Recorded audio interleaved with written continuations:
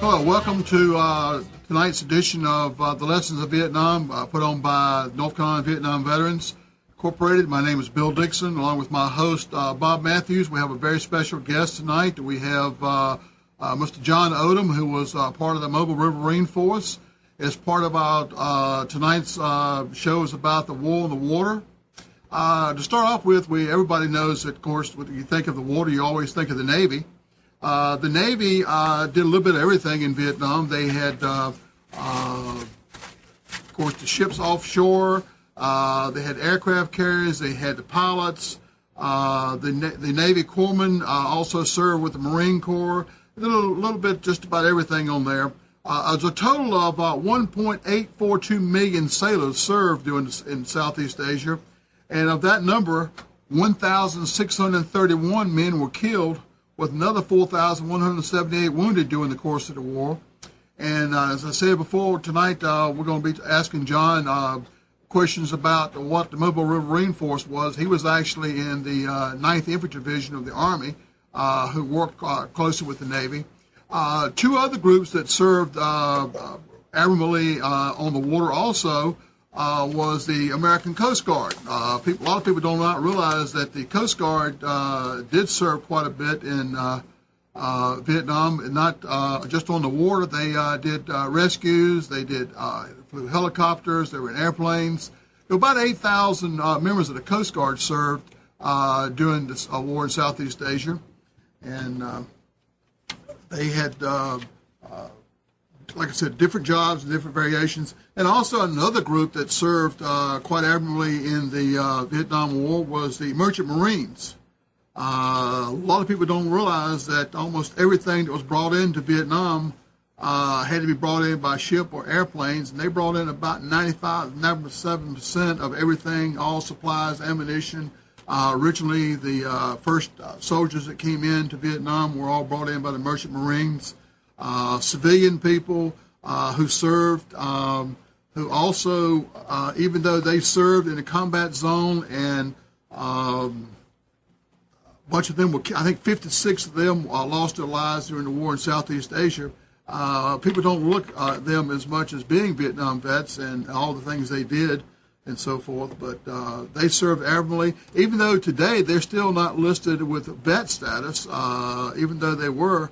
The first episode in Vietnam was with them was in 1959 in Saigon, where they were taking care of unloading ships and so forth. They had about 18 grenades thrown on the ship. Also, one of their jobs were to go to, there was merchant marines in almost every port to oversee unloading the ships and so forth. So we have quite a bit of our soldiers and civilians who served on the water, not just out in the ocean, but like John served what we call the Brown Water Navy. Our next show would have a very special guest also. It would be Al Ely, who served on a patrol boat river, or PBR, as we call them, who went up and down the river and hauled guys like John around and so forth. But as we're getting along on to the thing, I would like to invite you to call in, ask questions of John, make comments. You can call us at 919-518-9773 and ask questions, or you can go to Nissan Communications, click on that and go to chat. Give us a name that you can use on the air and ask John questions or ask Bob questions or whatever. So that's what our show is going to be about tonight. We only work if you participate. And Mr. Producer, if you want to, can you do the thing now? And I'm going to turn it over to Bob and let Bob interview John Odom. And looking forward to hearing John's story.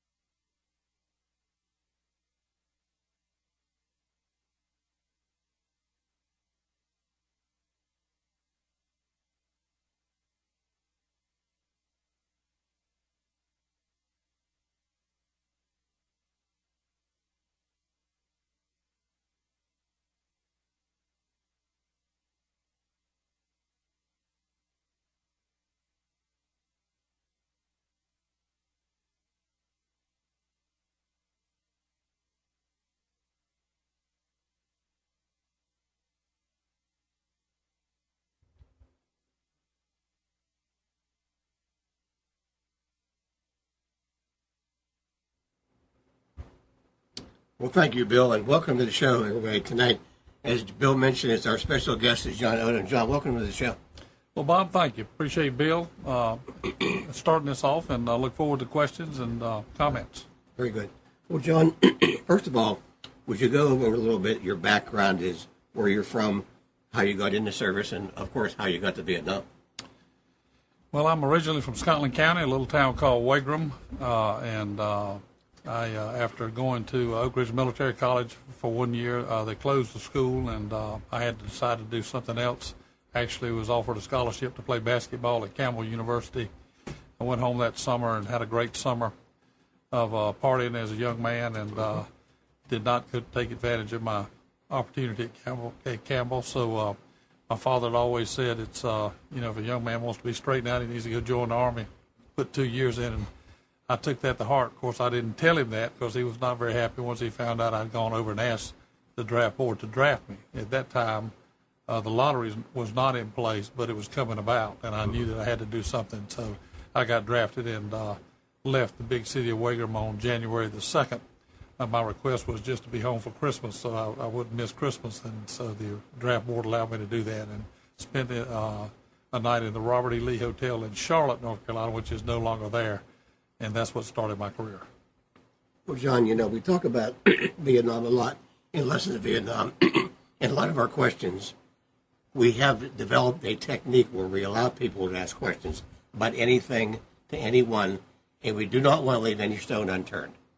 And most people, when they think about Vietnam, they can identify with the foot soldier. They see the rifle, they see the boots, the ground pounder. They can identify with the helicopter. But very few people can understand the war on the water. As Bill mentioned briefly in his intro, we have the show in 2 parts. But first of all, John, what was and really what is a riverine? Well, Vietnam is made up of 4 parts. All Vietnam veterans realize I Corps 1, 2, 3, and 4. Correct. The bottom Corps 4 was basically in the Delta, which is where 90% of the stuff is water. You had the Mekong River, which is one of the hugest rivers in the world, and you had all these tributaries that went all in all different directions, all into Cambodia and those places. There had to be a way to interfere with the Viet Cong, who would bring the rice and their ammunition and their guns and their people even down through these the Ho Chi Minh Trail and then onto the Mekong River, and they'd scatter out. So they needed a way to combat that, and to take a piece of land and put a unit there was not something that would work. So what they did was they put a floating flotilla out in the Mekong River, and we could actually move from one end of Vietnam to the other end, and just overnight. And so it gave us the ability to have a strike force.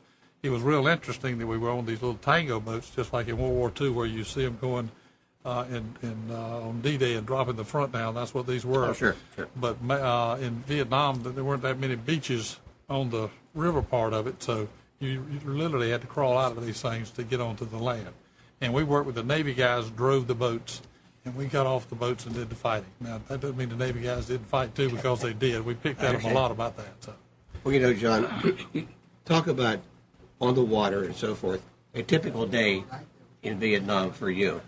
You just described the thing you tried to do and accomplish, but I asked most of my guys that come on their training. I felt my training for Vietnam was pretty good. Not great, but pretty good. So you were a riverine in Vietnam. What was your training for this?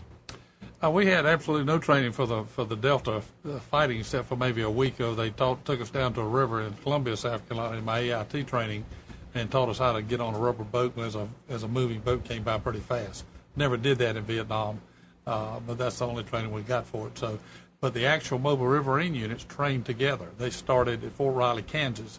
They went through basic training together. They went through AIT training together. I was one of the first people to come over in a replacement for those guys. There's a book out called The Boys of 67 by James West, and it goes through all those scenarios, and there were 57 of us that left Fort Jackson, South Carolina in April of 67 and met up, and we were the first replacements for the mobile riverines. That's very interesting. So the book again was what, John? The Boys of 67. That's by James West, or Andrew West, excuse me. I know a lot of our viewers are building up quite a library. Mm-hmm. We've tried to recommend a book or a magazine each week. So the Boys of 67 might be on your reading list. Well, John, your normal day in Vietnam sounds very interesting, but it was never easy, obviously. Most of us that were in Vietnam knew that almost every day you risk your life. Your main objective, I don't know, John, how old were you in Vietnam? I actually was one of the older ones in Vietnam. I turned 21 in Vietnam, and Lemmy D. Lunsford, who was from Timberlake, North Carolina, who was killed there, I'll mention his name, a good friend. He was a little older than I was, and so we were the two oldest, and I turned 21 in Vietnam. So You were ancient, weren't you? I was very old. We had one young man who was 17, just turned 17, and it was funny because he always said his dad knew the congressman and he wasn't going to go to Vietnam. I said, well, you're in Vietnam. And he said, well, my dad says I'm not going to be in a combat unit. And so the guys had to laugh. And he said, why are you laughing? He said, well, you were the Odom, so you're going to get shot at. Well, a lot of people, when you come back to Vietnam, they say, philosophically, were you against the war? I always say to them, when you're 18, 19, 20, even 20 while your age, how much philosophy was there involved? Not much at all. You were more interested in surviving and making sure you're, even more so than that, your buddies beside you survived. I think we all wanted to get home with that 365 days, but it was just as important for you to be a man and do your job and to make sure that everybody tried to get home. So that philosophy was installed in me by my parents, and many other guys felt the same way. 365 and a wake up. That's right. Most of the guys that went to Vietnam and came back for a long time went underground. I don't mean underground, literally. They simply disappeared into society, got on with their lives, raised their families, pursued their profession. When you come back from Vietnam, John, how active were you in your community? Well, I better be careful here on this question because I was very active in that I didn't go underground, but I participated, and it was a great time to be a young man and in this country because everything was going your way, and if you had your high school degree, you usually would do better than your parents did. But there was a lot of opportunity, and I actually partied a lot. There's no doubt about that. And actually didn't settle down for a couple of years till I met my lovely wife of today. There you go. A lot of the young men in Vietnam, as they got a little bit older, Vietnam became more, talk about it more and more with your friends. And then years ago, I want to give John some kudos here because years ago when we had an idea, the North Carolina Vietnam Veterans, about starting a course called Lessons of Vietnam, we needed men like John Odom. We needed men who had served their country, have served their community, and would stand tall in the classroom, which was not an easy task. Because we started, and John, you recall, you came to the dedication. I came to the dedication and realized that I might ought to get involved, and probably about a week after the dedication, I was going to the beach, and my daughter was in the back of the car, in the back of the station wagon, and she kept saying, Daddy, there's a Pau Mia sign. And I said, Pau Mia? She said, yeah, there's your Pau Mia sign.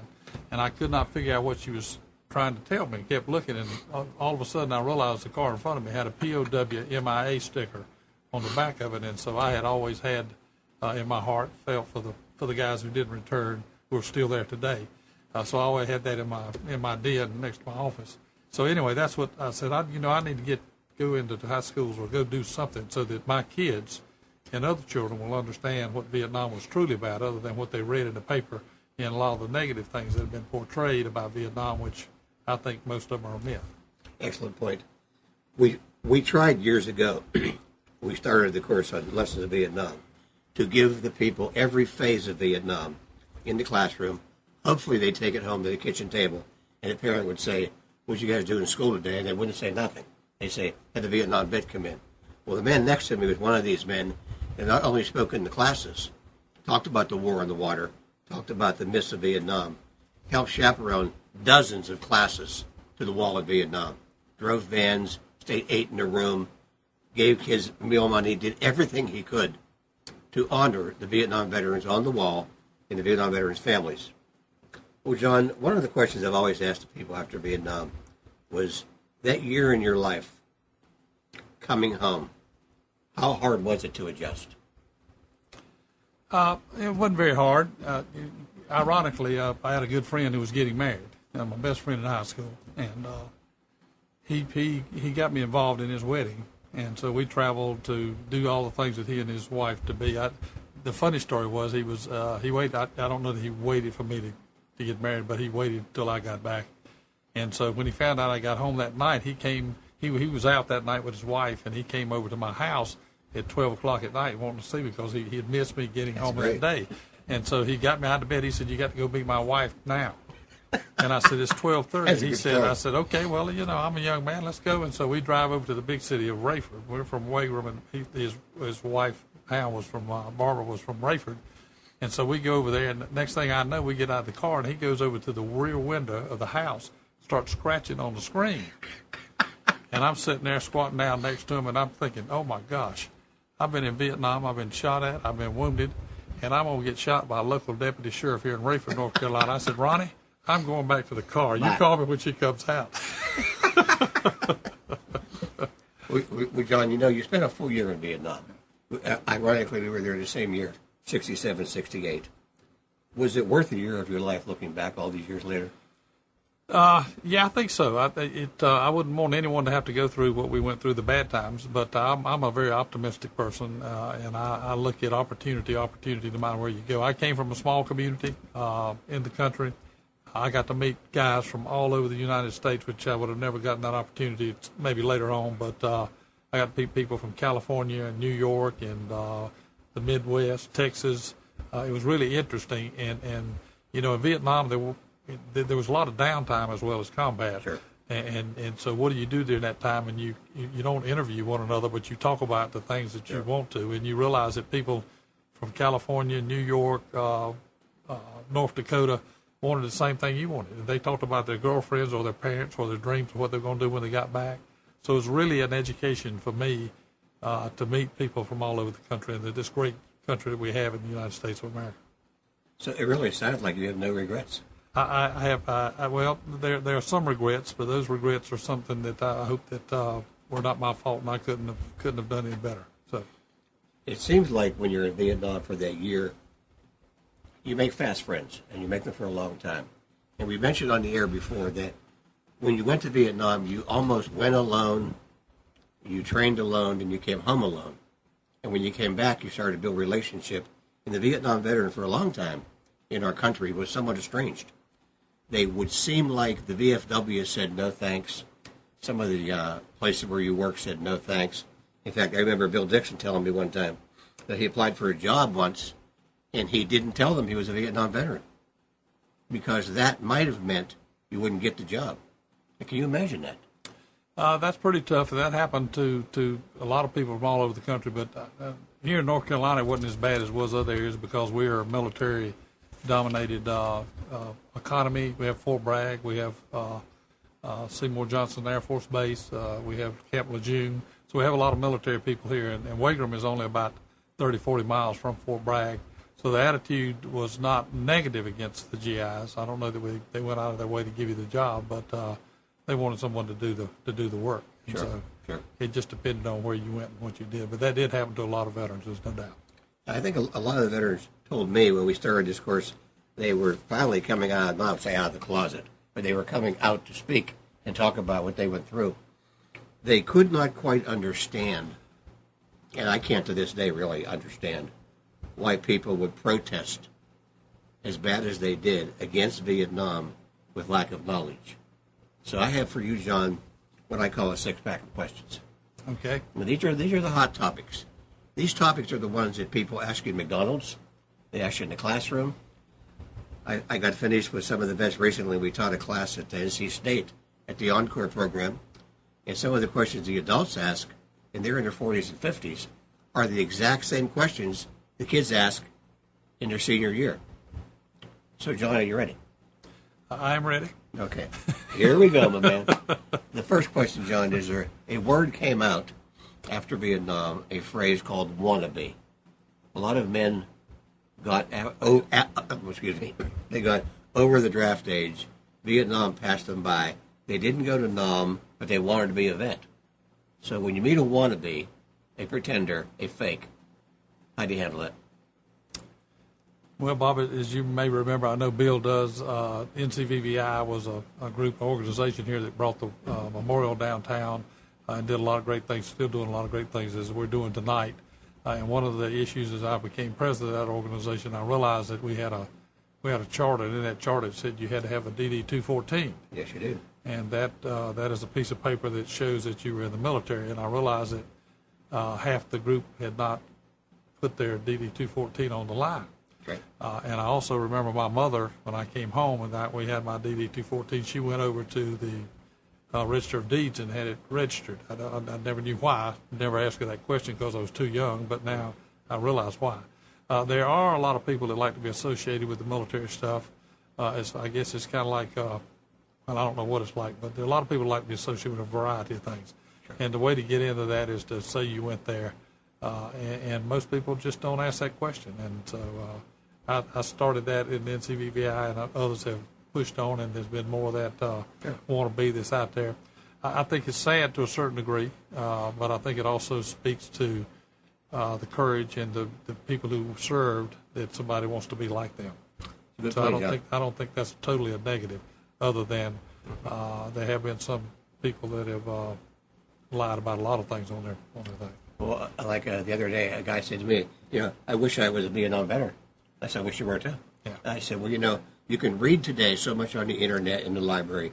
There's so much information out there. You can build yourself a nice resume. Right. You can go to a G.I. Joe's. You can buy all the medals you want. I really think, John, the only medal you cannot buy today across the counter is a Medal of Honor. Right. You can purchase a Silver Star. You can wear them. You can make up stories about it. And most of your audience, I think, doesn't know enough to ask you questions to trip you up, nor do they want to. I talked to a guy recently he exposes wannabes. He got a few tricks about it.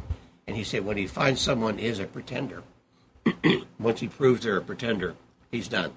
Doesn't want to have an argument. He said kind of what you said.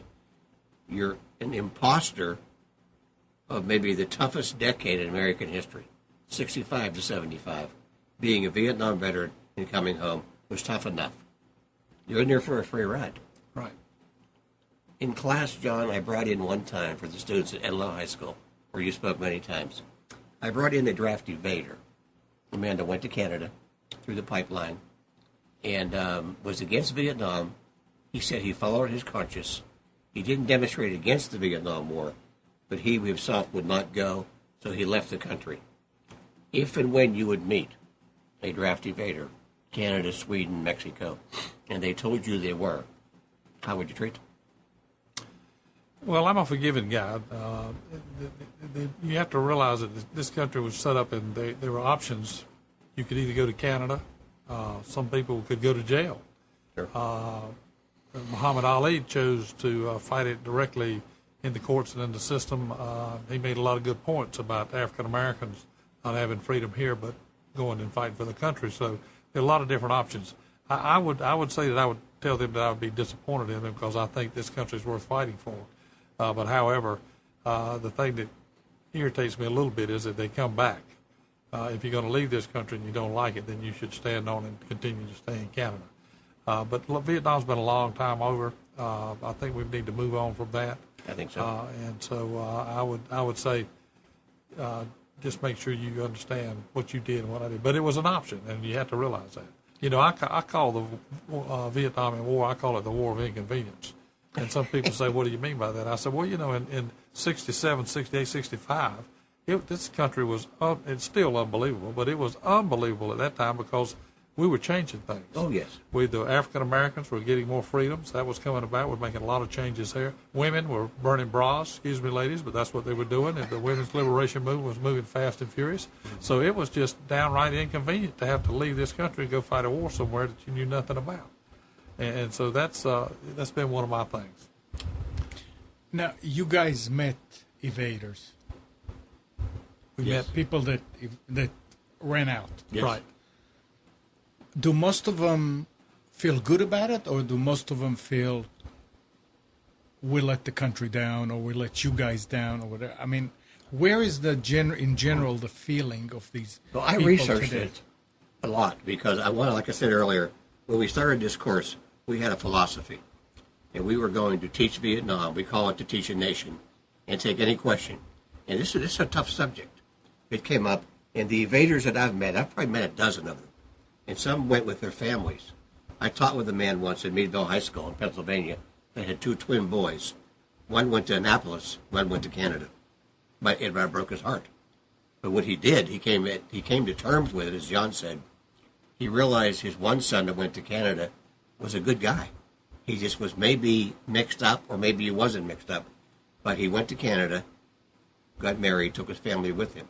Well, this teacher also went to Canada to visit his son and his grandson. And it was a very tough thing for him. He was a super patriot. I think most of them eventually regret it. Very few tell you they are an evader. I talked to one guy once. He said, I went to Canada, and he said, to this day, I still think I was right. He said, I think the Vietnam guys that went to Vietnam were told by their country, and they followed their country. I said, well, we had three choices. You could run, you could hide, or you could serve. We chose to serve. He chose to, I will say, run or evade. And I think a lot depended, John, on the time in history. Time and history, not, but I think most of them, I disagree with Bob a little bit, and this is what Vietnam is about having opinions of different contexts. I think most of them feel like they did the right thing, and they feel they did the right thing today. They may not elaborate on that, and unless you push them into a corner. I'm not sure. I mean, I wouldn't have done it. I hope none of my children would do it. Of course, my children are too old at this point. But anyway, it is an issue that sticks in the hearts of a few people. It has never really bothered me. That's happened in a lot of different wars. It's not just Vietnam. That's the myth about this. Is this just was a Vietnam issue? It was not. We had many people against World War II. We had a ton of people, and until they bombed Pearl Harbor, we might not have ever been in that war. Russia might have already taken over Germany before we got there. So we can be thankful for a few things. Anyway. And back on the point for a minute, what I was trying to say was it kind of depended on what kind of evader you were. Because we went through in the Vietnam era, I believe, 5 or 6 presidents. And we had Gerald Ford's pardon, which was conditional, which meant you could come home and you could serve that time in another capacity. Then we had Jimmy Carter's pardon, which was a blanket pardon. You were completely forgiven of everything. And most of the vets had opinions on the way they were handled. Not that we were against evaders. As John said, you have a right to do what you want to do in this country. It's one of the reasons we fought in Vietnam was for their freedom. And around the world in the Cold War, it was always communism against capitalism. Freedom of choice is a big thing in our nation. Walk down the street, protest all you want against the war, not the warriors. Protest against the war itself. I'm against Afghanistan. I'm not against the soldiers. I don't want to belay the subject, but I'm a businessman. If you take the percentage or the numbers that actually went to Canada and other places, it's a small, minute part. And if I were in business, it wouldn't be. I'd move on. We're moving on. John, your next question is a kind of a rough one because it's what you mentioned earlier about that bumper sticker your daughter saw. Mm-hmm. There's quite a school of thought on the POW MIA issue. It's been a hot potato for years. We've been involved in it ourselves with our group for a long time, with our ceremony. How do you feel on the MIA POW issue? Do you think anyone is alive in Vietnam? Probably not. I would have to say no, but I think they could be. You have to remember how Vietnam is spread out, and it still has parts of its country that are isolated from the different parts. So the possibility is there. I do believe we left a good number of people there without trying to go back to get them. So I'm upset about that. I'm also not happy with some of our groups trying to go back and say that they're trying to get them out and just wanting to make money off the situation. Sure. So that happens as well. POWs is a tough issue because, the Marine Code is bring everybody home, and I think all of our codes are to bring everybody home. Leave no one behind. Leave no one behind, and we've tried to do that. But it is a hard subject, and if you take into factor you're going to send 20 guys back in to get 2 guys, and you're going to get 3 of those killed, and you only get 2 out. It's a numbers thing. You can analyze it in a lot of different ways. But we did leave them. The thing that upsets me is we don't admit it. We don't say we didn't do it. And if we knew where they were, then we might ought to do something about it. I don't think that there's been some credible points over time that said, okay, there was a POW here, and we didn't follow up on it. That's very sad. And part of the reason is the people that would go look into that were so far off. By the time you spotted something, they'd be gone by that point. So yes, I think there was a large number left. Did some of them live for a long time, or may still could? That's a possibility. There's no doubt with the terrain like it is. So I do believe that. I actually volunteered to go back with a group. They wanted to talk to me about the POW issues and how they could get them out. And they gave me all these sightings and stuff. And so I went and got my shot from a doctor and was ready to go. But you guys have been back to Vietnam. I had not, but I was ready to go do this. And then the guy said, "Well, no, we just need $2,000 and we'll go do it." I understand. And so that part. So there are two sides of this thing that are very upsetting. Both of them are wrong. But if I knew where a POW was today and I had the wherewithal to go get them, I would do it. I would do. Well, John, there was, for a long time, we thought we were covering all the bases in our course, and there was a hole in our course. A hole about what we just talked about. The POW-MAA issue was someone talking about being a POW, and we ran into a man named Bill Schuette in Apex.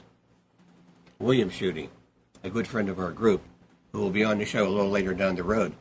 And Bill spent 7 years in the Hanoi Hilton.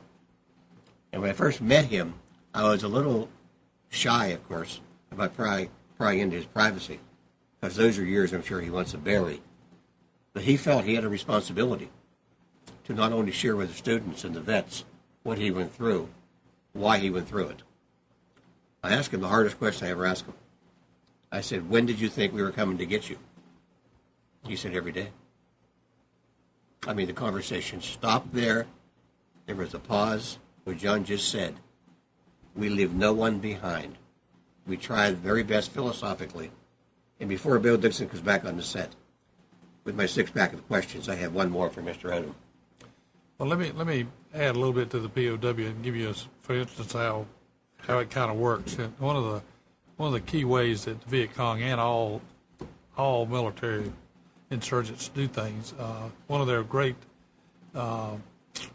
tactics was to wound somebody, not kill them, shoot them and wound them.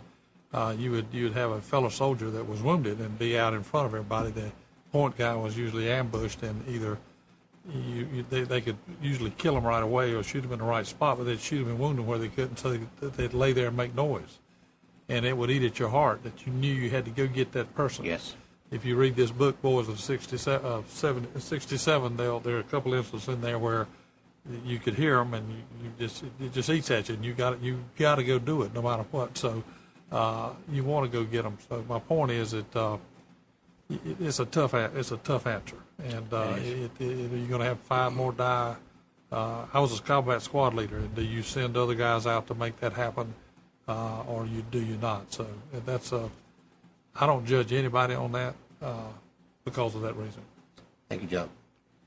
I have a poster in my garage, a blown up poster. This is Yes. an adult show, right? Yes, it is. Okay, Bob. I have a poster in my garage, a blown up poster of every Vietnam's favorite girl. And today somebody was in my garage looking around with me, of course, and they said, "Who is that over there?" I said, "That's Jane Fonda."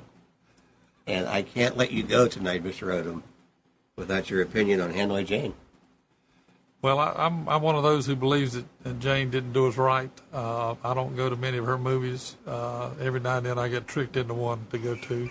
But I think she did an injustice to the GIs of this country. I know she's a movie star and made plenty of money on a variety of different ways.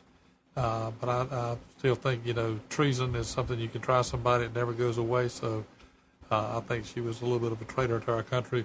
We got a guy over in Russia now. We're having conversations about whether he's a traitor or a patriot or whatever. Jane is some parallel to that, but she thought she was doing the right thing. But when you take medicine and stuff to the enemy and actually stand there with them, that's a little too much for me. I agree. Well, John, I certainly appreciate you coming on the show tonight. And I'd be remiss if I didn't say this tonight.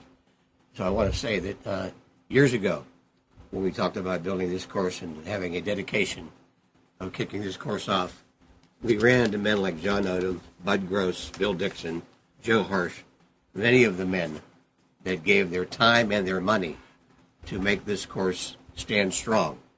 And we've gone from one course to over 700 schools where this course is embedded in their curriculum, and we're just getting started. Hey, John, my last question to you before Bill Dixon comes back on the set is you mentioned that we have been back to Vietnam several times for many reasons. Has this crossed your mind at all about maybe returning one day, walking in the footsteps where you once were? Well, y'all have talked to me about this a number of times, and you've been back, and I've got a lot of great memories. As I told you, as I've met a lot of young men from all across the country, but there were also a lot of things that were very ugly. And I am comfortable, even though my voice is breaking up right now, I'm comfortable with the things I did in Vietnam, and I don't want to go back and stir up that. Well, John, I'm very proud of you, and I'm honored to call you a friend.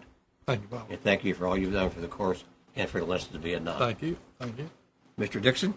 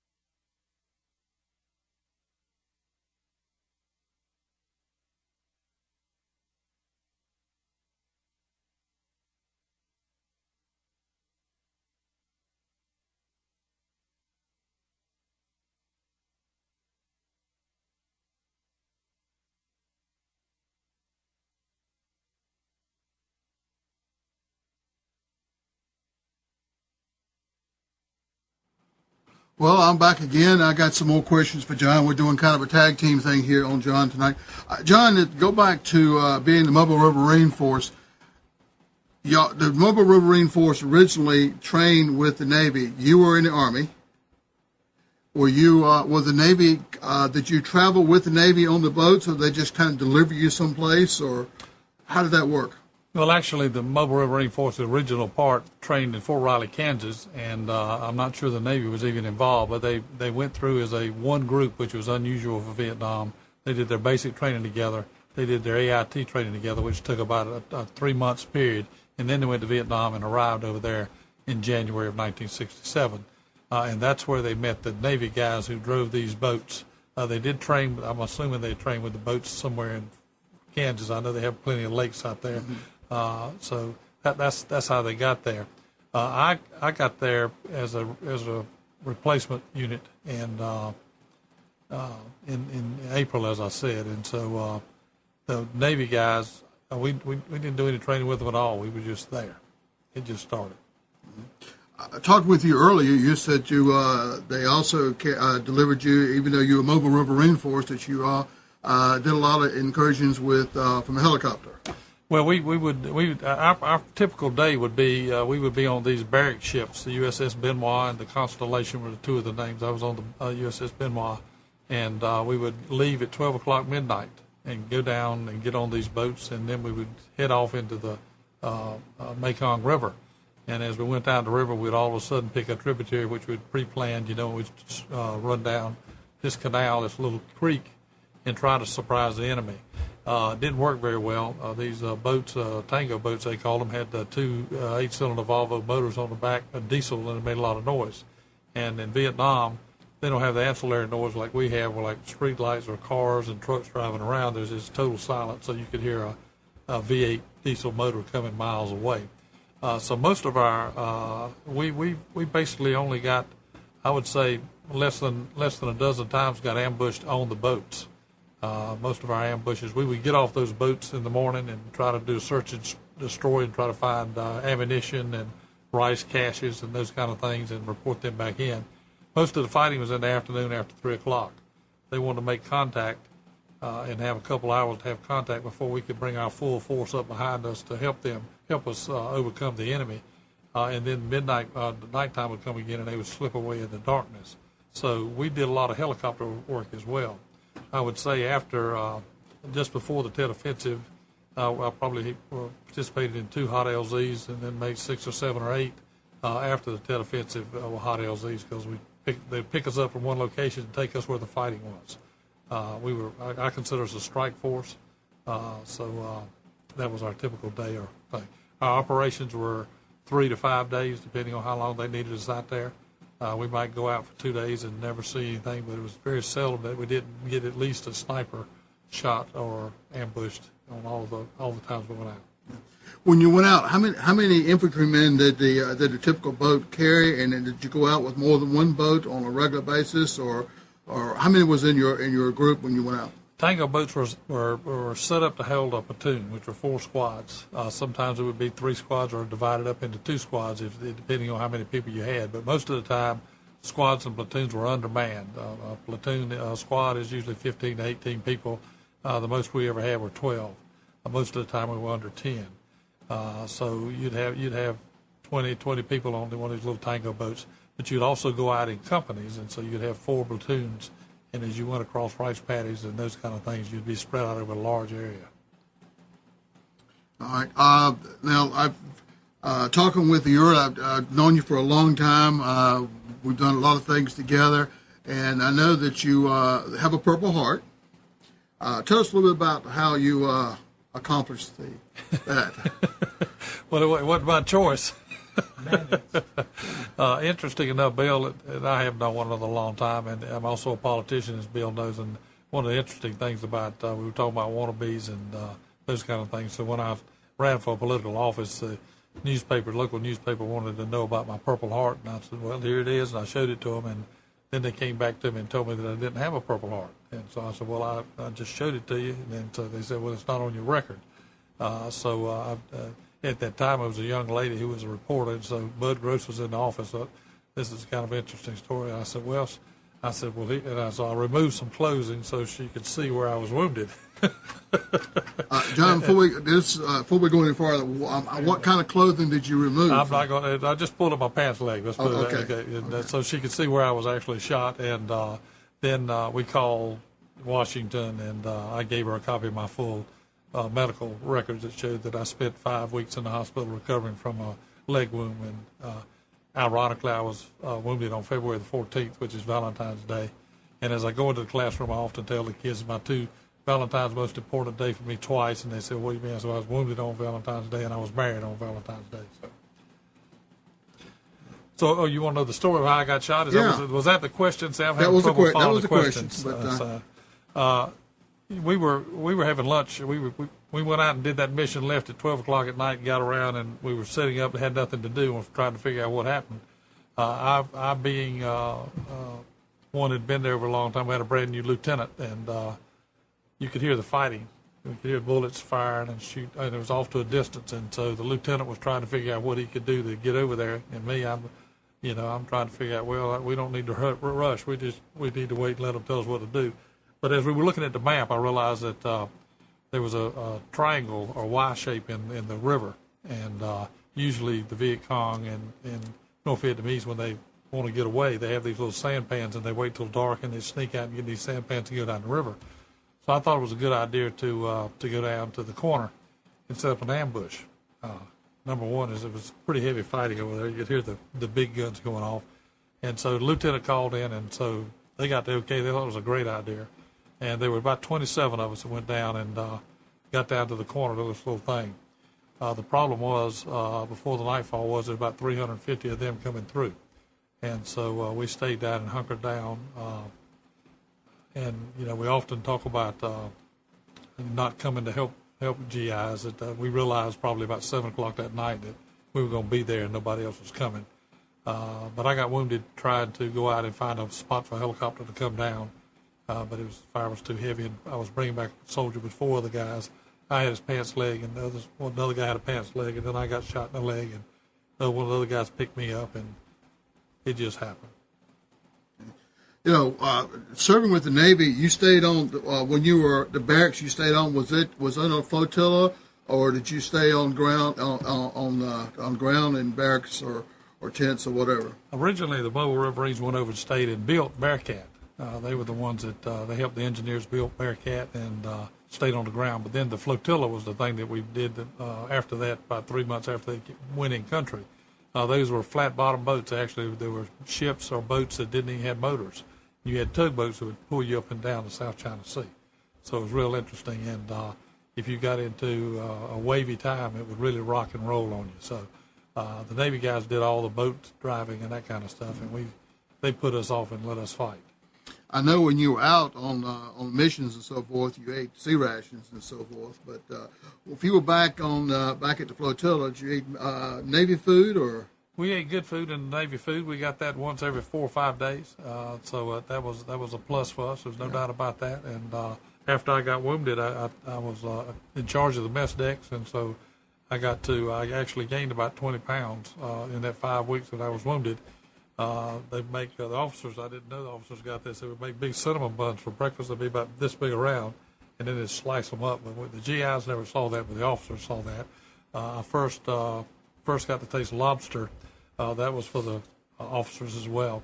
But being in charge of the mess decks, I got to eat all that I wanted to. So it was interesting. I was always heard the story. The Navy had ice cream, and a bad day for them was when the ice cream melted or something. Well, we picked at the Navy guys for a lot of times, but they would tell us, most of them would tell us, well, we joined the Navy so we wouldn't have to come to Vietnam. But we had these little tango boats, and we'd get in a row, go down these canals, and some of the canals would get very, very small, and we'd have probably 6 tango boats full of GIs going to jump off. And then they have a monitor boat, one in the front, one in the back, and it had a little 50 caliber turret that went around and around up front. And we got ambushed a couple of times, and I had been picking it with a Navy guy about, okay, you joined the Navy, and y'all just ride up and down these rivers, put us off, and we had to do all the fighting. Well, after we got ambushed, got back in, and we really, it was so heavy fire coming in, we never really got off the boat, and we turned around and came back out. But the Navy guy that was in this little turret, they were shooting at the turret and shooting this 50 caliber. Of course, he was firing back at them, but the bullet would come in through the armor and pierce the armor, but it wouldn't have enough power to go out the other side. So there would be bullets laying all in the floor of this turret where he was standing. And so I realized, okay, the Navy guys got it pretty tough too. Now, they were steel hull or were they fiberglass hull? Some of them were fiberglass. Yeah. So they didn't do a whole lot of stopping bullets if they were. They did not. They did not. So there was not a whole lot for those guys. The best thing to do was get off as soon as you could. Yeah. They probably appreciate you getting off as soon as you could also. All right. Actually, a lot of the brown water Navy stuff was made right here in North Carolina, down in Wilmington. See, I learned something about the Merchant Marines that you talked about earlier when you first started this. Yeah. I didn't realize, I didn't think about it. I guess if I'd thought about it, you have to have Merchant Marines to get stuff there. But they had a number killed, and I didn't realize that. Yeah. So learn something new every day about Vietnam. Well, a lot of people do not realize that all the Coast Guard did. Not only did they patrol the oceans, but they did also patrol the rivers to a certain extent, and because a lot of things were shipped by boat, not just Ho Chi Minh Trail, but there was a lot of it going by boats and so forth. And the Coast Guard kind of came in and took over. Going back to what the Mobile Riverine Force did, so many people don't understand the Mobile Riverine. You don't think of Army with Mobile Riverine. When you traveled around on the boats and so forth, who was in charge when you were on the boat? Was the pilot of the boat in charge, or it wasn't a captain? I wouldn't think, but there was an officer. There was a lieutenant, or what's the Navy's lieutenant and ensign or something. There was always one of those. They had a crew of about 4 on these boats to monitor. They had machine guns on either end and that kind of stuff, and then they had a captain and a driver. So they had a 4-team that did most of that. So when you were going to go out for 3 or 4 days, you pretty much had to have your ammunition and your food and all with you when you went out, or we were a strike force, so we went out with just slight. Not much on it at all, because we would the helicopters would bring us back in every day, would bring us new ammunition and new CRAT. We wouldn't even, when we would go out at night, we would not even take any food to begin with. And the next morning, once we got out and cleared what we needed to clear, the choppers would fly in and bring us our sea rations and those kind of things. So we were resupplied very quickly because we had the boats that were there and that group of helicopters that were close by. So we were a strike force. I mean, we carried ammunition and grenades, M16. I had an M16, a 357 Magnum, and a 12-inch buck knife. And then I carried as much ammo as I could to be comfortable in probably 5 or 6 grenades. Yeah. Well, Bob was asking you tough questions a while ago. I got a tough one for you. Did you ever get to the point that you like ham and llamas? That's tougher than Bob's. So that's a tough question. There's no doubt about that. Ham and llamas was one of the sea rations. Interesting enough, and I think they don't have sea rations today, but they used to, when they bring the sea rations in, they would turn the case over so you couldn't read what was on it. You had to pick one. And my favorite was chicken bone. And interesting enough, I had they're small, and during the I had swapped out. I didn't smoke cigarettes. I smoked little cigars, and so I could swap out my cigarettes. And I had 3 cans of chicken bone that I was going to chow down on at one time. And this was right before the Tet Offensive, and the Tet Offensive started. And so I was really mad. I was kicking and cussing because I didn't want to take anything of noise. We were getting ready to go into the town of Mito. So I had to bury those 3 cans of chicken bone. I never will forget that. It just aggravated me to heck. But so I did like the chicken bone, but it would float to the top in the grease when you open the cans. I can tell you. So. Well, we must. My sergeant and your sergeant must have went to the same class, because my sergeant always turned the case upside down, so you just picked out That's right. what was there. And if you got ham and llamas, the Vietnamese kids who eat about anything, even they didn't like the ham and llamas most of the time.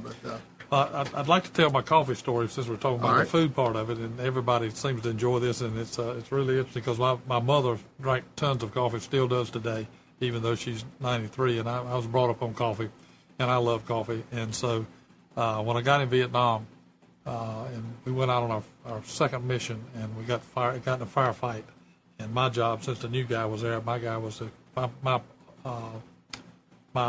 my work was to take the machine gun and fill it. Load the machine gun up and let the machine gun fire. So I carried all the ammunition for the machine gun. And so we charge up and jump in this hole, and the machine gun guy throws his machine gun down. His name was Oscar Center. I won't ever forget it. And I go and jump and open up the top and take the ammo out of the bucket and stick it in there and shut it down. And he starts firing. And I'm feeling so good. I mean, your adrenaline's flowing. You're scared to death. But you did your job. I mean, it's unbelievable if this is a life and death deal, and you did your job. So I was so happy about that. And he's firing, he keeps looking at me. And I said, well, what am I doing? I said, I must be doing something wrong. I said, what am I doing? He says, you need to fix us some coffee. You have to remember, this guy's firing a 30 caliber machine gun. There are bullets going over our head. And I'm saying, what in the hell is this guy talking about? So he realized that I had C4 explosives that I picked up from the Seabees. And he told me to pinch off a piece of the C4 explosive, roll it up in a little ball, take the bread can, the can of bread and the sea rations, throw the bread away and make a coffee cup out of it, fill it up with water, light the C4 explosive. I said, are you crazy? I'm not lighting this. This will blow up. He said, no, it won't. It burns from the inside. Just don't, if you light it from the outside, and it does. It burns, and it burns so quickly it's better than a microwave. Anyway, I had made 2 cups of coffee, put the instant coffee in there. He's still firing. He's gone through a can and a half of ammo on a 30 caliber machine gun. People are coming up shooting over the top of us. And I'm proud sitting there thinking, now what have I got these coffee cans here for? And so anyway, he takes his can, he stops shooting, he takes his can. This is a guy who was there, had the experience, and he put it up on the mud. There's a mud hole, and so he sticks it up there. And about that time, the lieutenant comes in and jumps in to the little hole we're in, which had water in the bottom of it, and splashes water up into my coffee, and I start cussing the lieutenant about, what? That's my coffee. And he starts hollering and says, we're pulling back, you better pull back. And so that's my coffee story. So it's kind of a neat, and we did pull back. I didn't get to drink my coffee. Well, it's funny the things that you can do in situations like that. Well, my point to it was you learn from the other people, and Oscar knew what was going to happen. It was an ambush. He knew what was going to happen. He knew that within a matter of 10 or 15 minutes, it was going to be over with. They were going to pull back. We were either going to get them or they were going to sneak out. So he'd been there before, and he was wanting a cup of coffee because I had a C4.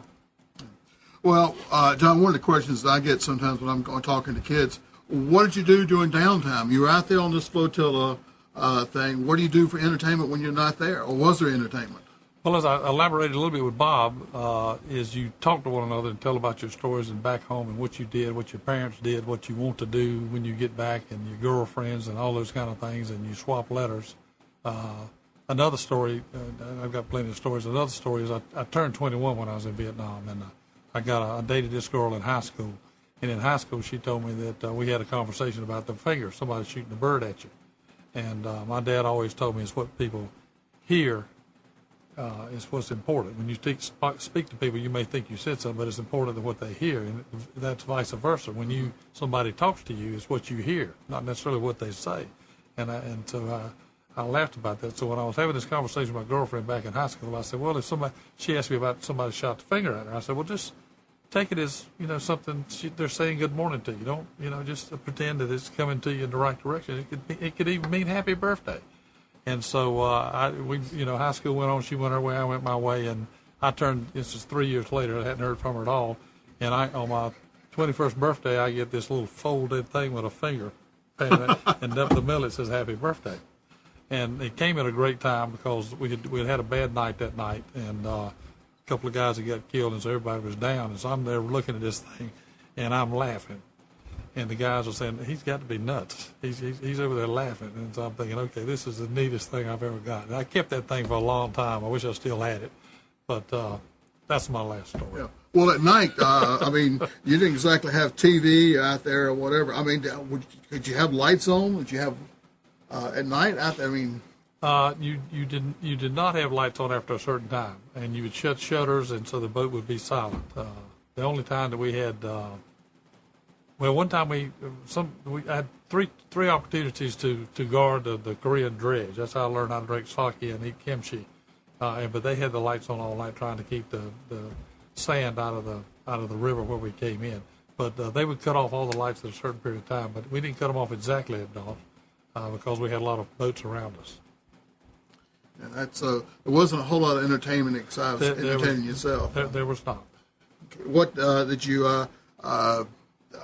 Did they ever bring you out a case of beer or for the boat or? The boat, they don't allow alcohol on it, but they did do pontoon deals. They would come out and you'd go down on the pontoon, and it was just a piece of floating metal is all it was, and they would lower down big cases of beer, and but it was Valentine's beer. It was terrible. We did get some time. I went to Vung Tau for R&R. We would go back sometimes and be there maybe a couple of days, and you could go Vung back. Tau was a resort on the beach. On the beach, and I spent a couple of days there. And occasionally we'd be able to go into Bearcat, and they had a liquor store there and those kind of things. And I remember the PX at Bearcat was really good too. But there was not a whole lot to do. There's no doubt about it. Yeah. Well, John, thank you very much for being here tonight and sharing your story. As I mentioned before, our next show would be Al Ely, who was Brown Water Navy, PBRs. I guess he carried some of you guys around on the boats like he had, or was it Swift boats kind of? I think Al was on the Swift boats, which he was a PBR. PBR, and they went up and down, and they would be boats that actually patrol with us sometimes to get us up and down to Delta. They hardly ever went into the little tributaries with us. So. Well, we look forward to hearing Al's story. We do appreciate you taking time. And John, as he mentioned a while ago, John is still serving. He's Raleigh City Council, works hard for his constituents on the Raleigh City Council, which is kind of a tough job in itself.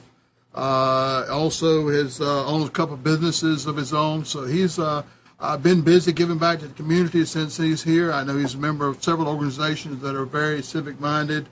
John's always there to lend a hand whenever something needs to be done.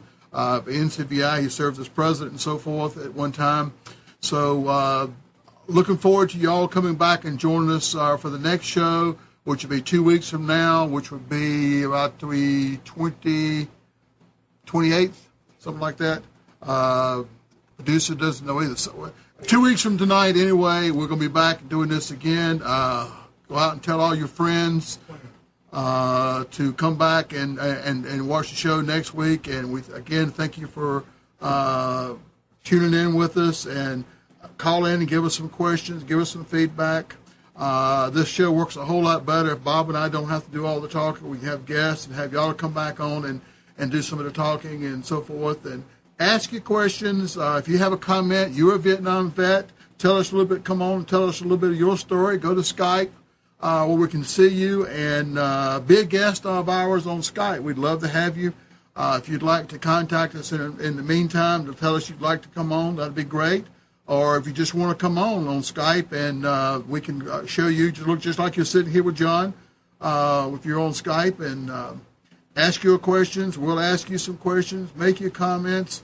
If you're not a Vietnam vet, you're a war protester. Answer the question that we had a while ago, the question about how you feel about either going to Canada or whatever. Okay. Let's keep right on going.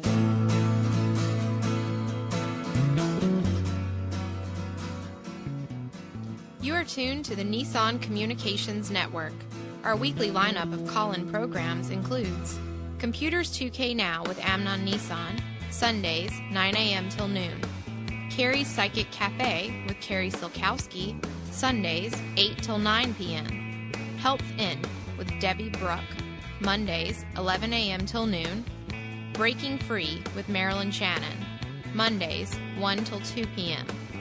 Lessons of Vietnam with NCVVI members the second and fourth Wednesday of each month from 7:30 till 8:30 p.m. Reawaken Your Brilliance with Julie Seibert, Wednesdays, 9 till 10 p.m. And if you tuned in too late, you can always watch each program in its entirety or download an MP3 audio file of it at www.nissancommunications.com. Sponsored by ThatVidBlasterGuy.com, CarolinaApparel.com, and DeltaForce.net.